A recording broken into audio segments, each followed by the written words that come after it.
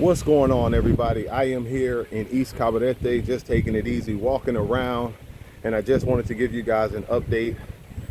I know I've had questions in my comment section asking me about the police in Sosua, and if Sosua seems like a safer place with the police presence and everything that's been going on. In my opinion, guys, Sosua today is just as safe as it was 2 to 3 years ago when I first started to come out here.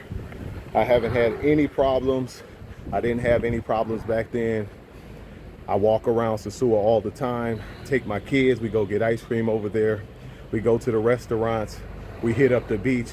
As a matter of fact, on Saturday, we're all gonna celebrate the end of the school year, and we're gonna hang out at Sosua Beach, eat at some of the restaurants, and just hang out and have a good time.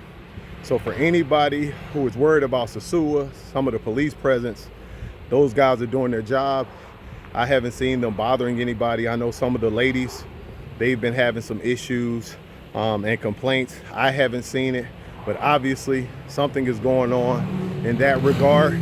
But as far as me walking around, me and my family, I feel comfortable. Most of the time I see the police, they're sitting down, they're standing up. They're talking with the locals, talking with the tourists, helping a lot of the older people across the street, making sure they're safe. But that's about it. I haven't seen any confrontations. I've never seen any fights in Sosua. Once again, these things could be happening. I don't live in Sosua. I go there for the beach. I go there for the restaurants. I go there to walk around. It's a beautiful place.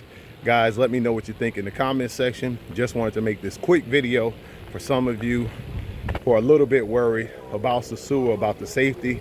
I think it's pretty safe myself. I'm out of here. Peace.